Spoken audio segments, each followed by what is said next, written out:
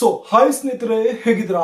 I hope ಪ್ರತಿಯೊಬ್ಬರು super ಆಗಿದ್ರಾ, ಚೆನ್ನಾಗಿದ್ರಾ ಅಂದ್ಕೊಡ್ತೀನಿ. ತಾವೇನಾದ್ರೂ ಈ ಬಾರಿ ಸುಮಾರು 28,000 ಒಂದು ವೇಕೆನ್ಸೀಸ್ ಗಳಿಗೆ ಒಂದು ಪೋಸ್ಟ್ ಆಫೀಸ್ ನಲ್ಲಿ ಒಂದು ಅಪ್ಲಿಕೇಶನ್ ಹಾಕಿದ್ರೆ ತಮಗೂ ಕೂಡ ಈ ಒಂದು ವೇಕೆನ್ಸಿಯ ಒಂದು ಸೆಲೆಕ್ಷನ್ ನ ಒಂದು ಮೇಲು ಅಥವಾ ಒಂದು SMS ಬರಬಹುದು. ಬಹಳಷ್ಟು ಒಂದು ಕ್ಯಾಂಡಿಡೇಟ್ಸ್ ಗಳು ವಿವಿಧ ಒಂದು ಡಿವಿಷನ್ ಇಂದ ಬ್ರದರ್ ನಾವು ಅಪ್ಲಿಕೇಶನ್ ಹಾಕ್ಬಿಟ್ಟಿದ್ವಿ, ನಾವು ಸೆಲೆಕ್ಷನ್ ಆಗಿದೀವಾ ಇಲ್ಲ ಅಂತ ನಮ್ಗೆ ಯಾವ ರೀತಿ ನಮ್ಗೆ ಒಂದು ಗೊತ್ತಾಗುತ್ತೆ, ಹೇಗೆ ನಮ್ಗೆ ಒಂದು ಕನ್ಫರ್ಮೇಶನ್ ಸಿಗುತ್ತೆ, ಒಂದು ವೇಳೆ ನಾವು ಸೆಲೆಕ್ಷನ್ ಆಗಿದ್ರೆ ಇದರ ಒಂದು ಮೇಲ್ ಅಥವಾ ಒಂದು SMS ಯಾವಾಗ ಬರುತ್ತೆ, ಹೇಗಿರುತ್ತೆ, ಆ ಒಂದು SMS ಮತ್ತು ಮೇಲ್ ನಲ್ಲಿ ಏನೆಲ್ಲ ಒಂದು ಇನ್ಫಾರ್ಮೇಶನ್ ಇರುತ್ತೆ ಅಂತ ಕೇಳಿದಿರಿ. ಸೊ ಬನ್ನಿ ಈ ಒಂದು ವಿಡಿಯೋ ಮುಖಾಂತರ ನಿಮ್ಮ ಒಂದು ಕಂಪ್ಲೀಟ್ ಆಗಿರುವಂತಹ ಒಂದು ಡೌಟ್ಸ್ ನ ರಿಲೇಟೆಡ್ ಆಗಿರುವಂತಹ ಒಂದು ಇನ್ಫಾರ್ಮೇಶನ್ ನ ಶೇರ್ ಅನ್ನ ಮಾಡ್ಬಿಡ್ತೀನಿ. ಸ್ನೇಹಿತರೆ, ಈ ಒಂದು ವಿಡಿಯೋ ಬಹಳ ಒಂದು ಇಂಪಾರ್ಟೆಂಟ್ ಆಗಿರೋದ್ರಿಂದ ಯಾರೆಲ್ಲ ಇದರ ಒಂದು ಫಸ್ಟ್ ಮೆರಿಟ್ ಲಿಸ್ಟ್ ನ ಒಂದು ರಿಸಲ್ಟ್ ಗೋಸ್ಕರ ಒಂದು ವೈಟ್ ಅನ್ನ ಮಾಡ್ತಿದ್ರಿ, ಆದಷ್ಟು ಪ್ರತಿಯೊಬ್ಬರು ಈ ಒಂದು ವಿಡಿಯೋ ತಾವು ಕೊನೆ ತನಕ ನೋಡಿ. ಸೊ ಬನ್ನಿ ಇದರ ಒಂದು ಸ್ಕ್ರೀನ್ ಮೇಲೆ ಹೋಗೋಣ. ಸ್ನೇಹಿತರೆ, ತಾವು ಸ್ಕ್ರೀನ್ ಮೇಲೆ ತಾವು ಗಮನಿಸಬಹುದು, ತಾವೇನು ಸುಮಾರು 28,000 ಒಂದು ವೇಕೆನ್ಸೀಸ್ ಗಳ ಒಂದು ಫಸ್ಟ್ ಮೆರಿಟ್ ಲಿಸ್ಟ್ ನ ಒಂದು ರಿಸಲ್ಟ್ ಗೋಸ್ಕರ ಒಂದು ವೈಟ್ ಅನ್ನ ಮಾಡ್ತಿದ್ದಾರೆ. ಆ ಒಂದು ಫಸ್ಟ್ ಮೆರಿಟ್ ಲಿಸ್ಟ್ ನ ಒಂದು ರಿಸಲ್ಟ್ಸ್ ಅನ್ನ ಆದಷ್ಟು ಬೇಗ, ಬಹಳ ಬೇಗ ಇಲ್ಲಿ ಒಂದು ರಿಲೀಸ್ ಅನ್ನೋದು ಮಾಡ್ಬಿಡ್ತಾರೆ. ಆಲ್ಮೋಸ್ಟ್ ಏನಿಲ್ಲ ಅಂದ್ರೂ ಕೂಡ ಈ ಒಂದು ಮಂತ್ ಎಂಡ್ ಅಲ್ಲಿ ರಿಲೀಸ್ ಅನ್ನ ಮಾಡಬಹುದು, ಇಲ್ಲಾಂದ್ರೆ ಮಾರ್ಚ್ ಫಸ್ಟ್ ವೀಕ್ ನಲ್ಲಿ ಇದರ ಒಂದು ರಿಸಲ್ಟ್ಸ್ ಅನ್ನ ಅನೌನ್ಸ್ಮೆಂಟ್ ಅನ್ನ ಮಾಡ್ಬಿಡ್ತಾರೆ. ಆ ಒಂದು ರಿಸಲ್ಟ್ಸ್ ಅನ್ನ ಅನೌನ್ಸ್ಮೆಂಟ್ ಅನ್ನ ಮಾಡುವ ಮುಂಚೆ ಈ ಒಂದು ಡೌಟ್ ಬಗ್ಗೆ ತಾವು ಕ್ಲಾರಿಫಿಕೇಶನ್ ತಗೊಳ್ಳೋದು ಬಹಳ ಒಂದು ಉಪಯುಕ್ತವಾಗಿರುವಂತದ್ದು. ಈ ಒಂದು ವಿಡಿಯೋ ಒಂದು ಅವೇರ್ನೆಸ್ ಪರ್ಪಸ್ ಗೆ ಅಂತ ನಾನು ಮಾಡ್ತಾ ಇದ್ದೀನಿ.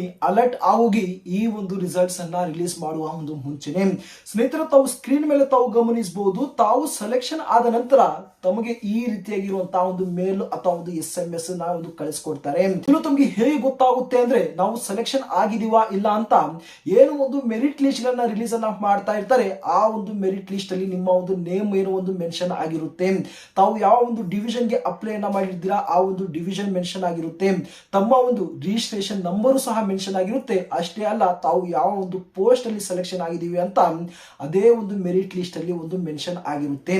ಓಕೆನಾ? ಆ ಒಂದು ಮೆರಿಟ್ ಲಿಸ್ಟ್ ಅಲ್ಲಿ ನಿಮ್ಮ ಒಂದು ನೇಮ್ ಇದ್ರೆ ತಮಗೆ ಈ ರೀತಿಯಾಗಿರುವಂತಹ ಒಂದು ಮೇಲ್ ಅನ್ನ ಇಲ್ಲಿ ಒಂದು ಕಳಿಸ್ಕೊಡ್ತಾರೆ. ಓಕೆನಾ? ಬಹಳ ಒಂದು ಇಂಪಾರ್ಟೆಂಟ್ ಆಗಿ ಈ ಒಂದು ಮೇಲ್ ನಲ್ಲಿ ಇರುವಂತಹ ಒಂದು ಇನ್ಫಾರ್ಮೇಶನ್ ಬಗ್ಗೆ ತಾವು ಇಲ್ಲಿ ಒಂದು ಗಮನವನ್ನು ಕೊಟ್ಟು ನಂತರ ತಾವೇನು ಒಂದು ಡಾಕ್ಯುಮೆಂಟ್ ವೆರಿಫಿಕೇಶನ್ ಗೆ ತಾವು ಇಲ್ಲಿ ಹೋಗಬೇಕಿರುತ್ತೆ.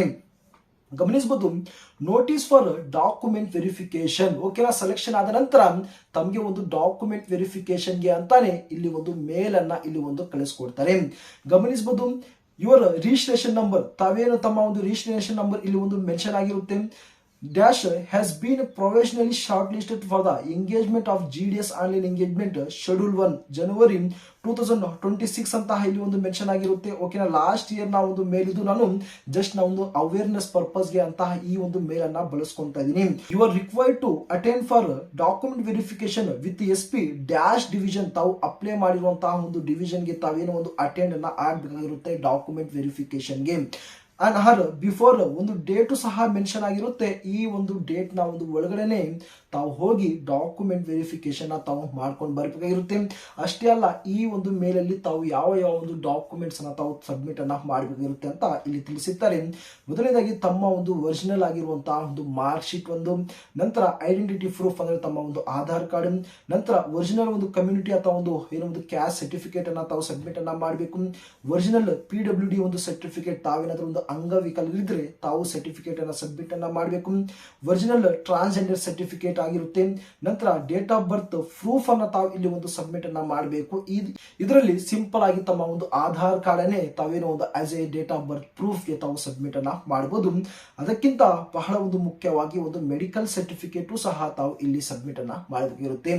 ಯಾವ ರೀತಿ ಈ ಒಂದು ಮೆಡಿಕಲ್ ಸರ್ಟಿಫಿಕೇಟ್ ಅನ್ನ ನಾವು ರೆಡಿಯನ್ನ ಮಾಡ್ಕೋಬಹುದು ಅಂದ್ರೆ, ಸಿಂಪಲ್ ಆಗಿ ತಮ್ಮ ಒಂದು ಅಕ್ಕಪಕ್ಕದ ತಮ್ಮ ಒಂದು ಟೌನ್ ನಲ್ಲಿ ಎಲ್ಲಾದ್ರೂ ಒಂದು ಗೌರ್ಮೆಂಟ್ ನ ಒಂದು ಹಾಸ್ಪಿಟಲ್ ಇದ್ರೆ ಅಲ್ಲಿ ಹೋಗಿ ತಾವು ಡಾಕ್ಟರ್ ಗೆ ತಾವು ವಿಸಿಟ್ ಅನ್ನ ಮಾಡಿ ತಾವೇನು ಒಂದು ಮೆಡಿಕಲ್ ಸರ್ಟಿಫಿಕೇಟ್ ಅನ್ನ ತಾವು ಮಾಡ್ಕೊಂಡು ಇಟ್ಕೋಬೇಕಾಗಿರುತ್ತೆ. ಇಷ್ಟೆಲ್ಲ ಒಂದು ಒರಿಜಿನಲ್ ಆಗಿರುವಂತಹ ಒಂದು ಡಾಕ್ಯುಮೆಂಟ್ಸ್ ನ ಒಂದು ಜೊತೆಗೆ ತಾವು ಎರಡು ಕಾಪಿ ಜೆರಾಕ್ಸ್ ಸಹ ತಾವು ಮಾಡ್ಕೊಂಡು ತಾವು ಸಬ್ಮಿಟ್ ಅನ್ನ ಮಾಡಬೇಕಾಗಿರುತ್ತೆ.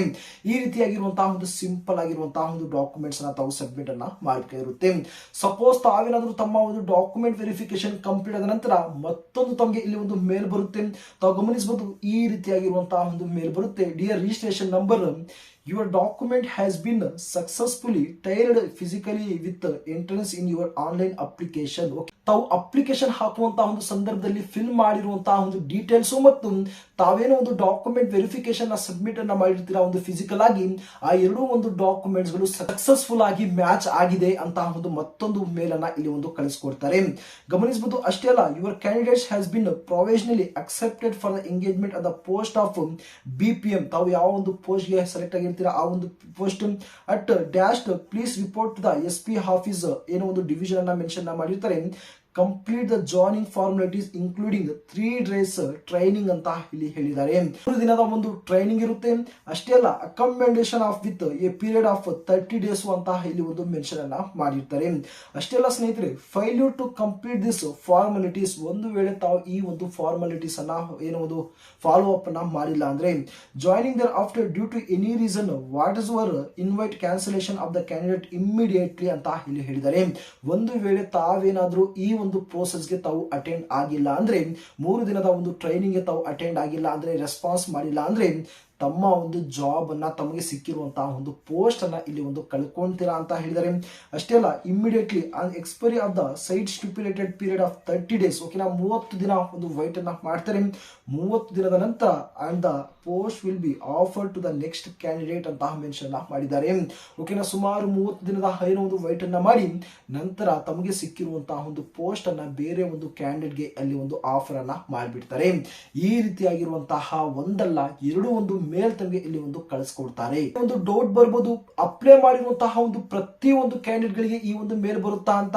ಅಲ್ಲ, ತಾವು ಸೆಲೆಕ್ಷನ್ ಆಗಿದ್ರೆ ಮೆರಿಟ್ ಲಿಸ್ಟ್ ಅಲ್ಲಿ ನಿಮ್ಮ ಒಂದು ನೇಮ್ ಇದ್ರೆ ಮಾತ್ರ ತಮಗೆ ಈ ಒಂದು ಮೇಲ್ ಅಥವಾ ಒಂದು SMS ಅನ್ನ ಕಳಿಸ್ಕೊಡ್ತಾರೆ. ಪುನವಿರ್ಲಿ, ಸೆಲೆಕ್ಷನ್ ಆದ ನಂತರ ನಿಮ್ಮ ಒಂದು ನೇಮ್ ಮೆರಿಟ್ ಲಿಸ್ಟ್ ಅಲ್ಲಿ ಇದ್ರೆ ಈ ಒಂದು ಮೇಲ್ ಬರುವುದಕ್ಕೆ ಸ್ವಲ್ಪ ದಿನ ಒಂದು ಟೈಮ್ ಅನ್ನು ತಗೊಳ್ಳುತ್ತೆ.